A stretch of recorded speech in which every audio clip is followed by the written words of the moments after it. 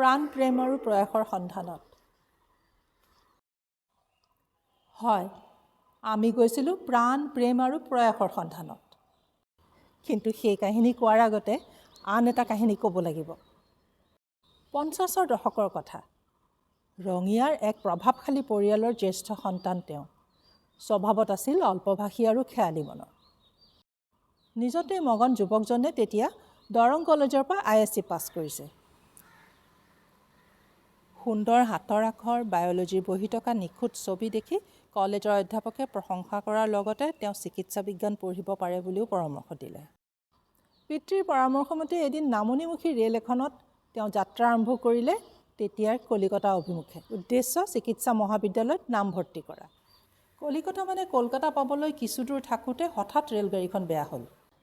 সৰু ষ্টেচন এটাত ৰেলখন ৰৈ গ'ল।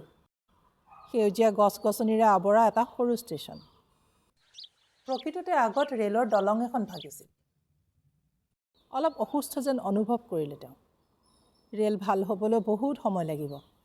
নাতি দূৰত এজোপা বটগছ, শীতল বতাহ, গোটেই পৰিৱেশটোৱে যেন তেওঁক হাত বাউল দি মাতিছিল। ৰেলৰ পৰা নামি ক'ব নোৱাৰাকৈ তেওঁ ক্লান্ত হৈ বহি পৰিছিল গছডালৰ তলত। কেতিয়া তেওঁৰ চকুহাল মুঠ খাই নিদ্ৰাৰ কোলাত পৰিছিল ক'ব নোৱাৰে। এটা সময়ত যেতিয়া টোপনি ভাগিল সম্পূৰ্ণ সুস্থ অনুভৱ কৰিলে। ৰেলৰ পাঞ্জাবী সহযাত্ৰীগৰাকীয়ে প্ৰস্তাৱ দিলে, এয়া বলপুৰ, ইয়াতেই কবিগুৰু ৰবীন্দ্ৰনাথ ঠাকুৰে স্থাপন কৰা আশ্ৰমখন আছে, শান্তিনিকেতন।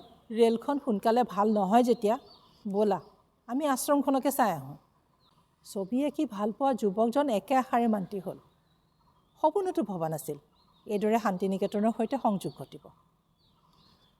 অধীৰ হৈ তেওঁলোক আগবাঢ়িল শান্তিনিকেতন অভিমুখে।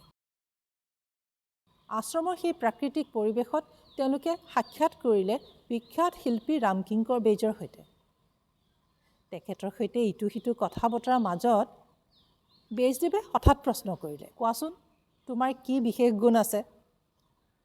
যুৱকজনে কিছু ভাবি ক'লে, সকলোৱে মোৰ হাতৰ আখৰ বৰ ভাল বুলি কয়। হয় নেকি? লিখাচোন। হাতৰ আখৰ দেখি তেখেতে কৈ উঠিল, তুমি আচলতে শিল্পকলাৰ শিক্ষাহে লোৱা উচিত। ছবি আঁকি ভাল পোৱা যুৱকজনৰ আত্মাই যেন সেয়াই বিচাৰিছিল। কোনো দ্বিতীয় চিন্তা নকৰি তেওঁ তৎমুহূৰ্ততে সিদ্ধান্ত ল'লে। সেই সময়ত কলা অনুৰাগী হোৱাটোৱে আছিল শান্তিনিকেতনৰ শিক্ষাৰ্থী হোৱাৰ যোগ্যতা। গতিকে কোনো অসুবিধা নোহোৱাকৈ তেওঁ মহান ভাস্কৰ্য শিল্পী ৰামকিংকৰ বেজৰ তত্ত্বাৱধানত আৰম্ভ কৰিলে তেওঁ শিল্পযাত্ৰা। বিষয় চিত্ৰ ভাস্কৰ্য।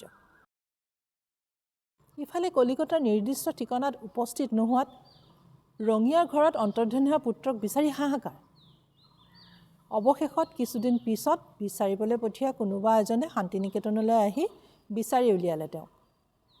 যুৱকজন আছিল শিল্পী মদন মোহন লহকৰ।